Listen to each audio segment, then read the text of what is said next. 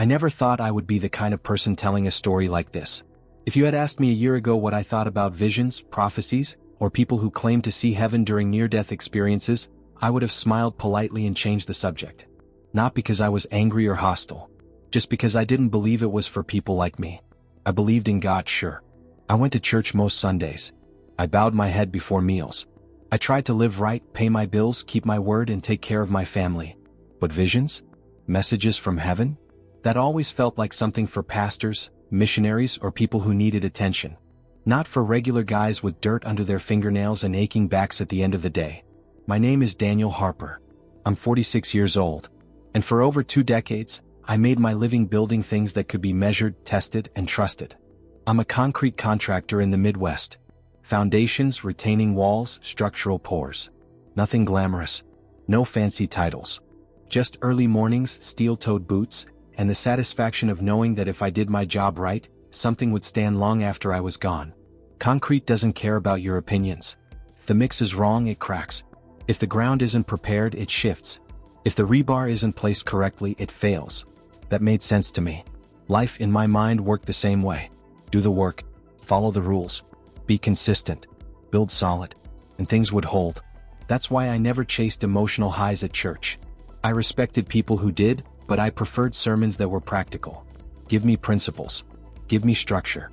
Give me something I can apply on Monday morning, not something that leaves me floating on Sunday and confused by Tuesday. I believed faith was supposed to be quiet, steady, dependable. Like a well-poured slab. Not dramatic. Not loud. Definitely not supernatural in ways you couldn't verify. Looking back now, I realize how much confidence I placed in what I could see and touch. In systems. In routines. In the idea that if you prepared well enough, you could insulate yourself from most disasters. I had a good life by most standards. A modest house. A wife who had stuck with me through lean years. 2 kids who were mostly grown and finding their way. Work that paid the bills and kept my hands busy. I thank God for that. Truly I did. But somewhere along the way, without ever saying it out loud, I decided something else too. I decided that faith was meant to support life, not interrupt it. That God existed, but mostly in the background. That as long as I stayed moral and responsible, there was no reason for him to get involved. I didn't say that in prayer. I didn't teach it to my kids. But I built my life as if it were true. The winter everything changed was unremarkable. No disasters. No warnings. Just another January where the days were short and the mornings were cold enough to sting your lungs when you stepped outside before sunrise.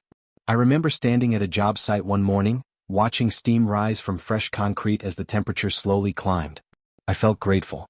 Work was steady when a lot of guys were struggling. Material costs were high but manageable. The world felt tense, sure, but it always did. News cycles were full of fear every year. I'd learned to tune most of it out. People had been talking a lot about preparing. Stockpiling. Backup plans. Worst-case scenarios. Even some folks at church were getting intense about it. Emergency kits, food storage, self-reliance seminars in the fellowship hall. I didn't mock them. I just thought they were overreacting. I believed in preparation. That was literally my profession. But I believed in reasonable preparation. Calculated preparation. The kind you can spreadsheet. What I didn't believe in was panic disguised as faith. If someone asked me back then whether I felt safe, I would have said yes. Not because I thought nothing bad could happen, but because I trusted the structures around me. The systems. The walls. I trusted the walls I had poured. The routines I had built. The version of faith that stayed neat, contained, and predictable. What I didn't know, what I could not have known, was that I had spent years reinforcing the visible parts of my life while ignoring the invisible ones. I didn't know that pressure was already building beneath the surface. Not in the world first. In people. In homes. In hearts. And I certainly didn't know that within weeks, everything I thought was solid would be tested. Not by fire or water or violence, but by something far more precise. A test that wouldn't ask what I owned. Or what I believed in theory. But what I was actually anchored to when the ground began to move. I went to work that morning thinking about concrete. About load-bearing walls. About how much weight a structure can hold before it fails. I had no idea that I was about to learn the same lesson the hard way. Not as a builder of foundations, but as a man standing on one. And I had no idea how thin mine really was. The day it happened started like every other workday I'd had for the last 20 years. Alarm at 5:10 a.m. Coffee strong enough to wake the dead. Boots by the door. A quick glance at the weather while tying my laces. Cold but clear. The kind of winter morning that makes you feel sharp and focused once you get moving. I kissed my wife on the forehead while she was still half asleep. Grabbed my keys. Walked out into the dark driveway thinking about schedules, pours, and whether the rebar delivery would be late again. Nothing felt off. No sense of danger. No voice. No warning. The job site was a municipal project. Parking structure expansion just outside the city. 3 levels, mostly repetitive work. We'd been on schedule, inspections passed, nothing unusual. My crew was solid. Guys I'd worked with for years. Men who knew their jobs and didn't cut corners. I remember joking with one of them about how quiet the site felt. No wind. No traffic noise. Just the hum of equipment and the scrape of tools against concrete. It felt peaceful. Ordinary. I was standing near the edge of the 2nd level, reviewing measurements when it happened. There wasn't an explosion. There wasn't a dramatic collapse. There was just a sound that didn't belong. A deep metallic groan, low and wrong, like something under strain finally giving up. I turned my head just in time to see the temporary support beneath the platform shift. Not snap. A few inches at first. Barely noticeable. The kind of thing your brain wants to dismiss. Then gravity took over. The platform dropped, not all at once but enough. Tools slid. Someone shouted my name. I reached instinctively for the railing, fingers scraping cold steel, and then there was nothing to grab. I remember the sensation of falling more than the fall itself. Time didn't slow like people say it does. It fractured. I was aware of too many things at once. The sky above me. The gray blur of concrete. The weightlessness that didn't feel free, only wrong. My body twisting as if trying to correct something that couldn't be corrected. I remember thinking very clearly, this is bad. Then this is it. Impact isn't like in the movies either. There's no single moment you can point to and say that's when it happened. It's more like everything turns into noise and pain and pressure all at once. I felt something crush my chest. A violent force that drove the air out of my lungs and replaced it with fire. There was a sharp, unmistakable crack somewhere inside me, followed by a pain so intense it erased everything else. And then, nothing. No pain. No fear. No sound. It wasn't darkness the way closing your eyes is darkness. It was absence. As if someone had turned off not just the lights but the room itself. I had no sense of my body. No sense of up or down. No thoughts racing. No memories replaying. Just stillness. Thick. Heavy. Absolute. If you had asked me before that day what death felt like, I would have said it was probably like falling asleep. I would have been wrong. This felt final. Not peaceful. Not terrifying either. Just complete. Like a door had closed behind me, and there was no concept of anything on the other side. I don't know how long I was there. Time didn't exist in a way I can explain. There was no counting seconds. No waiting. Then something changed. Not gradually. Suddenly. The darkness didn't fade. It split. It's hard to explain what that means without using words that don't quite fit. Imagine a crack forming in reality itself, not letting light in, but revealing something that had always been there. And what came through wasn't brightness the way we understand it. It had weight. It pressed against me, not painfully but undeniably. Like standing too close to something immense and alive. The presence alone made it clear that I wasn't alone anymore. For the first time since the fall, awareness returned. Not panic. Not confusion. Recognition. I knew, before I saw anything, that I was no longer in control. And strangely, that realization didn't frighten me. It relieved me. I became aware of myself again, not as a body but as something intact. Aware in a way I had never been while alive. Thoughts were immediate. Understanding didn't require effort. And then I saw him. There was no introduction. No explanation. I didn't need one. I knew who he was the same way you know fire is hot without touching it. The knowledge wasn't learned. It was placed. He wasn't what I expected. Not fragile. Not soft. Not distant.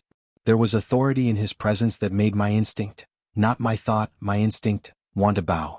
And yet there was also a depth of compassion that made me feel completely exposed and completely safe at the same time.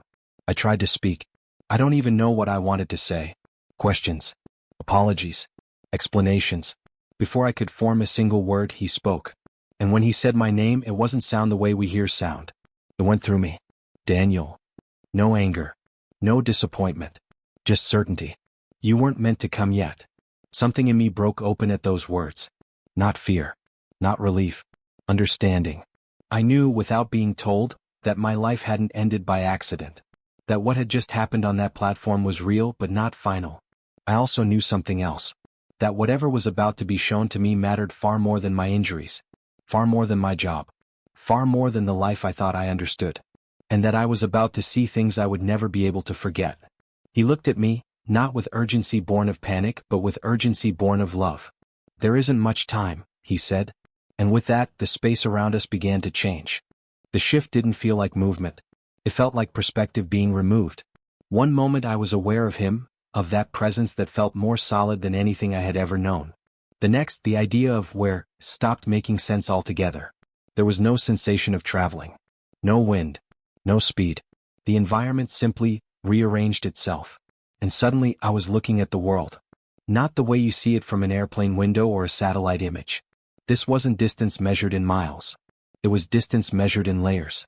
Physical reality was there, recognizable, but thin, like a surface stretched over something far deeper. I saw cities first. Not one. Many. At the same time. I recognized them instantly without being told their names. Chicago. Dallas. Atlanta. Los Angeles. New York. Places I'd visited. Places I'd only seen on screens. And places I had no personal connection to at all but somehow knew were important. Over each city hung something I struggled to comprehend. It wasn't a cloud. It wasn't smoke. It wasn't weather. It was darkness, but not the absence of light. This darkness had intention. It moved slowly, pulsing as if breathing.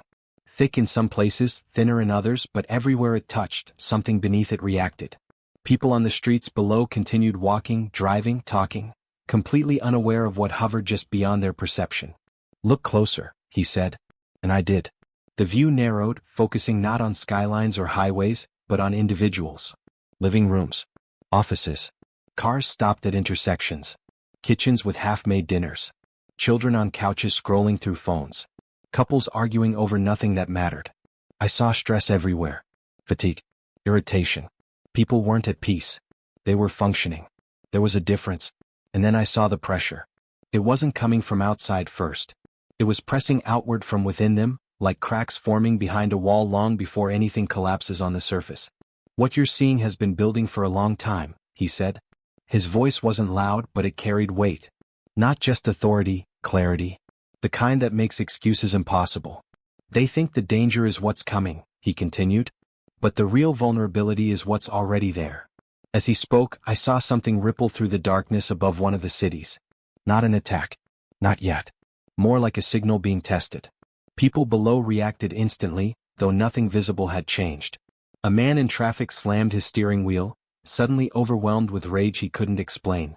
A woman in a grocery store froze in the aisle, heart racing, convinced something terrible was about to happen. A teenager in his bedroom felt an urge toward despair so heavy it made him sit on the floor and breathe through tears without knowing why.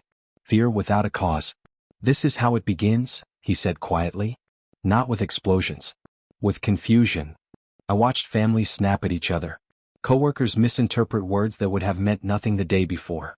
Small disagreements escalated into shouting. Shouting into threats. Threats into actions no one could later explain. "What is that?" I asked. The question felt small compared to what I was witnessing, but it was all I could form. He didn't answer immediately. Instead, he showed me something else. The view shifted again, and suddenly I was seeing inside homes. Not the furniture, not the decorations, but the atmosphere itself. Some rooms felt heavy, like the air was thick and stale. Others felt hollow. Empty in a way that had nothing to do with square footage. Then, scattered among them, I saw a few that were different. They weren't impressive. No luxury. No obvious signs of preparation. But there was something present in those spaces that the darkness seemed to avoid. Peace. Not happiness. Not excitement. Peace. In one home, a woman sat alone at a small kitchen table early in the morning, hands folded, eyes closed. She looked exhausted. The kind of exhaustion that sleep doesn't fix. But as she prayed, something formed around her. Not visually dramatic, not glowing, but solid. It reminded me of reinforcement mesh laid properly before a pour. "Prayer isn't a habit," he said. "It's a structure." That sentence hit me harder than the fall. I had always thought of prayer as something you did when things got bad. A reaction. A request. A last resort. I was now watching it function as something preventative. Load-bearing. I saw other people, men and women who had been faithful in quiet ways. Not famous. Not influential. No platforms. They had simply been consistent. Praying when it felt pointless. Reading scripture when it felt dry. Choosing forgiveness when resentment would have been easier. Their lives didn't look impressive from the outside. But spiritually they were reinforced. Then he showed me the contrast. Homes with shelves full of supplies. Garages stacked with equipment. Carefully labeled containers. Backup power. Backup plans. Backup plans for backup plans. People who had prepared for everything except the one thing they couldn't control. Inside those homes, fear bounced off the walls like a trapped animal.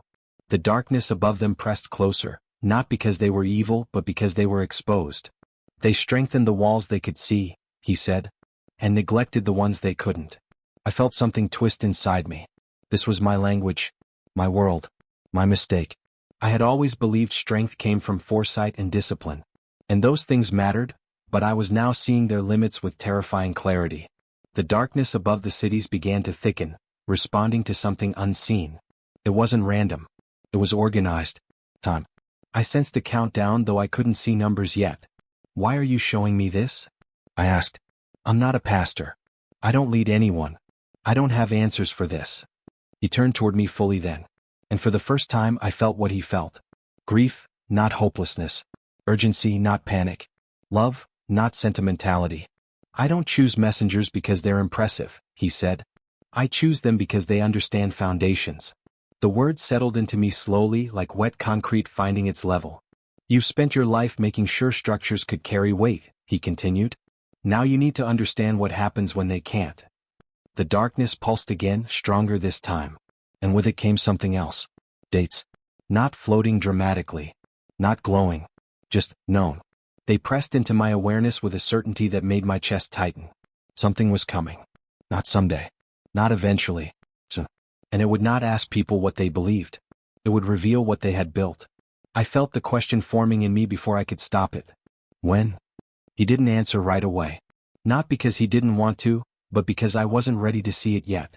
Instead he showed me movement. The darkness above the cities began to organize. What I had first thought was a formless mass started separating into currents, like rivers flowing in different directions. Each current moved with intention, adjusting to geography, culture, timing. This wasn't chaos. It was coordination. The enemy doesn't waste pressure, he said. He applies it where people are already strained. The view shifted again, narrowing until I could see calendars, ordinary ones. Kitchen calendars with grocery lists scribbled in the margins. Digital planners filled with meetings. School schedules taped to refrigerators. Dates didn't glow. They didn't flash. They simply stood out, the way cracks in concrete reveal themselves once you know where to look. Late January. Not the holidays. Not the New Year excitement. The return to routine. The most vulnerable moment, he said, is when people believe the danger has passed. I felt the truth of that immediately. I'd lived it my whole career. Structures rarely fail at peak stress. They fail after, when attention drifts, when inspections relax, when everyone assumes the worst is over. I watched as the currents of darkness aligned with ordinary moments. Afternoons when people were still at work. Commutes when patience was thin. Evenings when families were tired and defenses were down. Then I felt it. A specific moment pressed into my awareness with a precision that made my stomach tighten. A day. An hour. A minute. It wasn't fear that hit me, it was clarity so sharp it hurt. This window, he said, has been chosen carefully. I saw it then. Not written anywhere but undeniable. Late January. Midweek. Afternoon in America. A time when people would be scattered. Separated from each other. Isolated in offices, cars, classrooms, grocery stores. Why then? I asked. Because isolation amplifies fear, he replied. And fear multiplies faster when people believe they are alone. The currents of darkness surged again, brushing against the surface of the cities. Still restrained. Still held back. But closer now. Like waves pulling away from shore before a tsunami. I felt my instincts screaming to measure it. To calculate probabilities. To ask how bad. Instead he showed me how it would feel. Suddenly I was experiencing it, not as an observer but as if I were inside it. A heaviness settled in my chest. Not physical pain but emotional weight. Thoughts turned dark without explanation. Every uncertainty grew teeth. Small worries felt catastrophic. Rational thinking slipped sideways. I knew this feeling. I had felt shadows of it during sleepless nights, during seasons of stress. But this was concentrated, refined. Fear without a source. This is the fog, he said. It doesn't announce itself. It convinces. I watched people act on thoughts that didn't originate with them. A manager convinced his team was sabotaging him. A husband suddenly certain his wife was hiding something terrible. A woman overwhelmed by the certainty that she was about to lose everything. None of it was true. All of it felt real. And then I saw something that chilled me more than the darkness itself. Most people didn't question the thoughts. They assumed the fear was their own. They won't recognize the attack, I said. No, he answered. They'll rationalize it. The fog spread through offices and neighborhoods, through group chats and social media feeds. Every anxious thought found reinforcement. Every fear echoed back louder than before. And then violence. Not everywhere. Not immediately. But enough. Arguments turned physical. Accidents increased. Decisions made in panic caused chain reactions no one could reverse. Systems strained, not because they were destroyed but because people stopped trusting them. Power grids faltered under misuse. Communication networks choked under misinformation and emotional overload. But the true damage wasn't infrastructure. It was relationships. Families turned inward and fractured. Churches argued, not about truth but about fear. Communities splintered over rumors that couldn't be verified and didn't need to be. This is the test, he said. Not of survival. Of foundation. I thought of all the conversations I'd brushed off. All the warnings I'd dismissed as overreaction. All the times I'd chosen comfort over depth. Is there any way to stop it? I asked. He looked at me, not sternly but honestly. It's already in motion, he said. But how it unfolds depends on what my people have built. The scene shifted again, and this time the contrast was unmistakable. In the middle of the fog, I saw pockets of resistance. Homes where fear pressed against the walls and couldn't get in. Workplaces where calm didn't make sense, but held anyway. Groups of people who instinctively gathered, prayed, and steadied one another. They weren't fearless. They were anchored. What's protecting them? I asked. He didn't answer with theory. He showed me. I saw prayer like mortar, binding lives together. I saw scripture rise in people's minds not as quotes, but as truth that pushed back lies. I saw forgiveness practiced so often that resentment couldn't take root when pressure came. These didn't start in January, he said. They started months ago. Years ago. In secret. I swallowed hard. Because I understood now. This wasn't about predicting dates. This wasn't about escaping suffering. This was about preparation of a completely different kind. And I knew with a certainty that made my chest ache that most people, including me, weren't ready. The dates pressed closer now, heavier than before. Late January was no longer abstract. It was approaching. And I hadn't yet asked the most important question. What do you want me to do? The question hung between us longer than I expected. Not because he was considering the answer, but because I was. Deep down, I think I already knew what he was going to say. And I wasn't sure I wanted to hear it. I'm not equipped for this, I said finally. I don't speak well. I don't lead people. I don't even feel qualified to explain what I'm seeing. He didn't correct me. He smiled, not amused, not dismissive. Understanding. Builders rarely think they're storytellers, he said. Yet everything you've ever built tells a story. With that, the vision shifted again. This time, I wasn't looking at cities from above. I was standing among people, close enough to feel their emotions, their confusion, their fear. I was shown two groups side by side. At first glance they looked similar. Both were believers. Both attended church. Both spoke the same language of faith. If you'd interviewed them before the fog came, you wouldn't have been able to tell much difference. But when the pressure hit, the difference became undeniable. The first group reacted immediately. They sealed themselves off. Doors locked. Curtains drawn. Radios tuned constantly to updates that fed anxiety instead of truth. They spoke often, but only about what might go wrong. Their prayers, when they happened at all, were frantic and transactional. God, protect us. God, keep this away from us. God, make it stop. Fear ruled the schedule. I watched families argue over supplies. Parents snapping at children for wasting batteries. Couples blaming each other for not preparing sooner. Friends drifting apart because stress revealed fractures that had been ignored for years. They had resources. What they lacked was resilience. Then I saw the other group. They didn't look impressive. Some had supplies. Some didn't. Some lived in small apartments. Others in modest homes. A few had practical preparation, but none of them trusted it. When the fog pressed in, They did something that didn't make sense to my old way of thinking. They opened their doors. Not recklessly, not foolishly, but deliberately. They gathered. They prayed, not loudly, not dramatically, but consistently. Scripture came out of them naturally, not as performance but as memory, as reflex. When fear tried to rise, it didn't disappear, but it didn't dominate. They talked to each other, confessed when they were afraid, forgave quickly when tempers flared, shared what they had without calculating how long it would last. This is the difference, he said. One group prepared to survive, the other prepared to stand. I saw something then that made my hands tremble. The fog behaved differently around them. It pressed. It searched. But it couldn't find purchase. Like moisture hitting sealed concrete, it slid off instead of soaking in.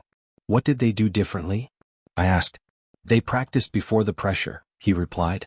The vision zoomed in on small, ordinary moments from months earlier. A man choosing prayer over scrolling late at night. A couple forgiving each other before resentment hardened. A family eating together and reading scripture when it felt inconvenient. Believers meeting in living rooms not because they had to, but because they wanted to. None of it looked urgent at the time. None of it felt heroic. But together, it formed something unshakable. I understood then why he had used my language. This was curing time. You don't pour concrete and test it the same day. Strength develops quietly, unseen. And by the time stress is applied, it's too late to change the mix. Most of my people think preparation starts when danger becomes visible, he said. By then they're already behind. The weight of that settled into me. I thought about my own life, my faith, my habits, my assumptions. I had built competence. I had built stability. I had built independence. But I had not built depth. What happens to those who aren't ready? I asked. He didn't answer with condemnation. He showed me consequences. People breaking under pressure they didn't know how to carry. Faith that had never been tested shattering when it was needed most. Isolation becoming a breeding ground for despair. Not because God abandoned them, but because they had never learned to remain when fear arrived. This isn't punishment, he said gently. It's exposure. I felt something in me resist. There has to be a way to warn them, I said. To wake them up before it happens. He looked at me again, and this time there was no ambiguity. That's why you're seeing this, he said. The words hit harder than anything else so far. I'm sending you back, he continued. Not to predict dates. Not to create fear. But to remind them of what holds. I wanted to argue. To explain how easily people dismiss stories like this. How quickly they label it imagination, trauma, coincidence. I know, he said before I could speak. They won't all listen. That truth hurt more than I expected. But some will, he added. And that will be enough. The scene began to fade slightly, like a form being stripped away layer by layer. One more thing, he said. The fog surged again, stronger now. Closer. This pressure won't just reveal weakness, he said. It will also reveal purpose. I felt a pull then, back toward something dense and painful and heavy. My body. You don't need to convince them, he said as the vision began to collapse. Just tell them what you saw. And live what you say. The last thing I felt before everything went dark again was not fear. It was responsibility. And the knowledge that once you see a crack forming in the foundation, you don't get to pretend it isn't there. The next thing I remember was pain. Real pain. And voices calling my name. Pain has a way of dragging you back into the world. It wasn't sudden. It didn't rush in all at once. It seeped into my awareness slowly, like cold finding its way through concrete. Sharp in my chest. Heavy in my limbs. Each breath felt like it scraped against something broken inside me. I heard voices before I could understand them. Someone shouting orders. Someone else praying under their breath. A familiar voice, my foreman, repeating my name like if he said it enough times I'd answer. Daniel, stay with me, man. Stay with me. I tried to respond. Nothing happened. My body didn't belong to me yet. When I finally opened my eyes, the world was blurred and bright and loud. Hospital lights. Machines beeping in rhythms I didn't recognize. Tubes. Weight on my chest that made breathing feel borrowed. A doctor stood at the foot of the bed, explaining something to my wife in a calm voice that didn't match the situation. Words like collapsed lung, internal bleeding, unlikely. I caught fragments, but none of it felt as important as the one thought pounding through my mind. I was sent back. The days that followed came in pieces. Sleep. Pain medication. Questions I didn't know how to answer. People kept calling it a miracle. The fall. The damage. The fact that I was alive at all. I nodded when they said it. said thank you when they prayed. But inside I was unraveling. Because I knew what I'd seen. And I knew it wasn't over. My foreman came to see me on the third day. He stood awkwardly near the door, hat in his hands, eyes red. He kept saying he'd checked the supports. Over and over. Like a confession. It wasn't your fault, I told him. He looked at me like he didn't believe that was possible. That's when I told him. Not everything. Not all at once. Just enough. About the darkness. About the pressure. About the kind of preparation that doesn't show up on job site inspections. He didn't laugh. He didn't argue. He sat down. And he listened. That's how it started. Not with a platform. Not with an audience. With one man who needed something solid to hold on to. When I was discharged weeks later, I went home different. My house looked the same. Same walls. Same furniture. Same routines waiting to be resumed. But I saw it all differently now. I noticed how quiet the evenings were. How often we filled silence with screens instead of conversation. How rarely we prayed together unless something went wrong. Not because we didn't believe. Because we were comfortable. That realization hurt more than my ribs. I started small. Not dramatic. Not announced. I woke up earlier. Sat at the kitchen table before the house stirred. Prayed when it felt dry. Read scripture when it didn't immediately comfort me. Not to check a box, but because I understood now what I was building. My wife noticed before I said anything. You're different, she said one night. I told her everything then. Not to scare her. To invite her. She cried. Not out of fear but recognition. We've been busy, she said quietly. But we haven't been deep. That night we prayed like we hadn't in years. Not asking God to protect our plans. Asking Him to correct them. Something shifted after that. Not externally. Internally. We started opening our home. At first it was just one couple. Then another. No agenda. No program. Just prayer. Scripture. Honest conversation. People were hungry. Not for information. For stability. They didn't come asking about dates or predictions. They came exhausted. Overwhelmed. Disoriented by a world that felt increasingly brittle. I didn't tell them what to stockpile. I told them what to practice. How to forgive quickly. How to pray when it feels pointless. How to stay connected when fear urges isolation. I told them what I'd learned the hard way. That foundations are built long before storms arrive. And tested long before collapse is visible. Late January crept closer. I could feel it, not as panic but as pressure in the air. Conversations everywhere felt sharper. Tempers shorter. Anxiety closer to the surface. Some nights I lay awake thinking about the fog. Not wondering if it would come. Wondering who would be ready when it did. I didn't know how many would listen. I only knew I had to speak. Because once you've seen what pressure reveals, silence becomes a kind of negligence. And I had spent too many years trusting walls that couldn't carry the weight that was coming. This time I was building differently. The pressure didn't announce itself with sirens. It arrived quietly. Conversations changed first. People spoke faster, listened less. Simple disagreements felt heavier than they should have. I noticed it at the grocery store, in traffic, even at church. The air felt thin, like everyone was holding their breath without realizing it. Late January was close now. I didn't talk about dates publicly. Not because I was afraid of being dismissed, but because I understood something better than I had before. Information doesn't anchor people. Practice does. So we kept meeting. Not every night. Not obsessively. Just consistently. Prayer. Scripture. Meals shared without hurry. Confessions spoken without shame. Forgiveness offered before resentment had time to harden. Some people stopped coming.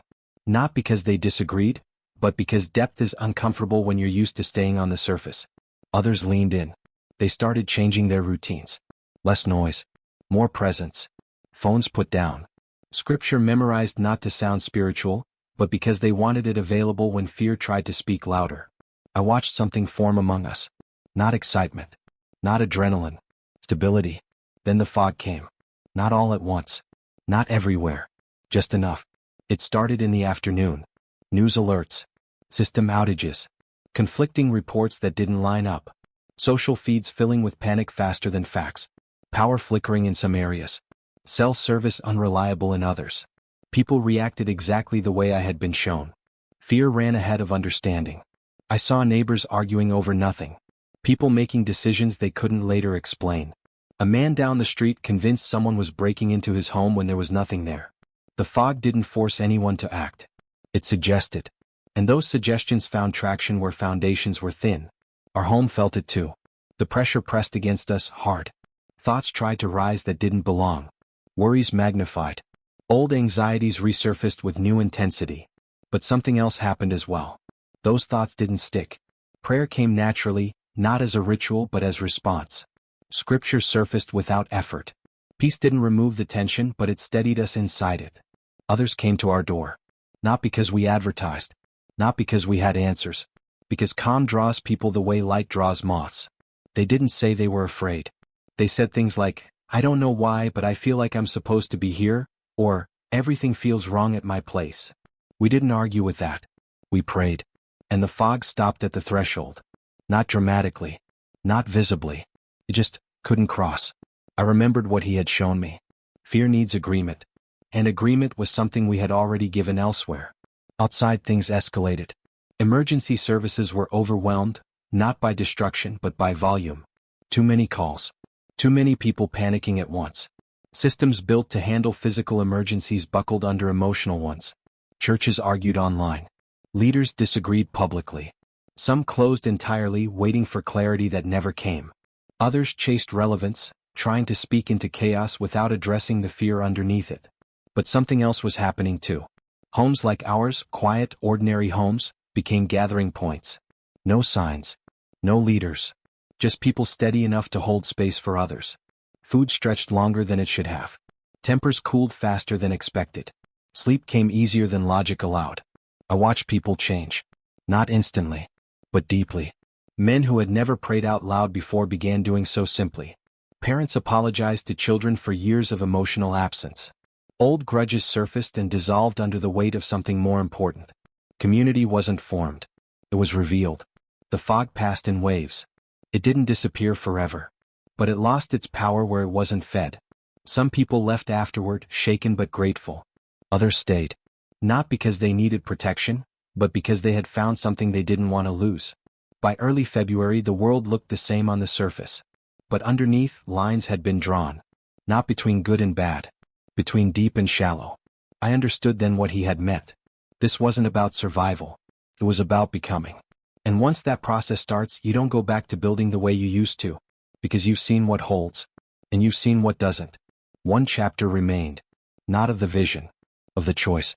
I wish I could tell you that everything settled down after that. It didn't. What changed wasn't the world.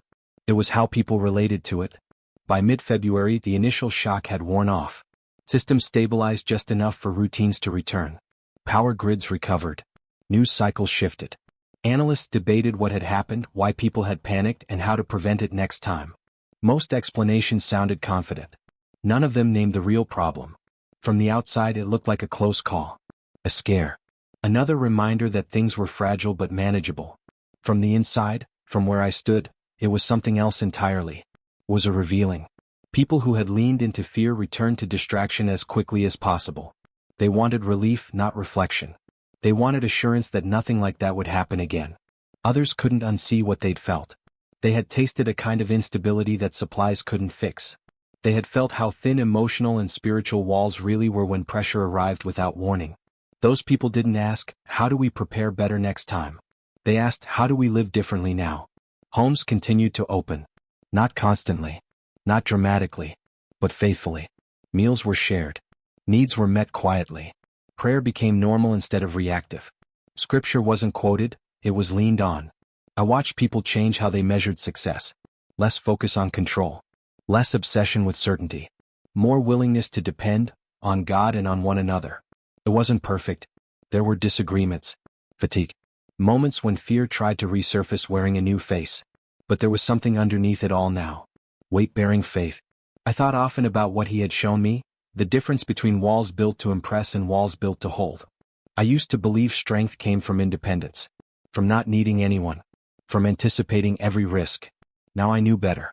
Real strength came from surrender. From shared burdens. From obedience practiced long before it made sense. I'm not a prophet. I don't know what the next months will bring. I don't know how pressure will return or what form it will take. What I do know is this. The kind of faith that saves you isn't loud. It isn't performative. It isn't built in emergencies. It's built in kitchens. In early mornings. In forgiveness offered when pride wants to win. In prayers whispered when no one is watching.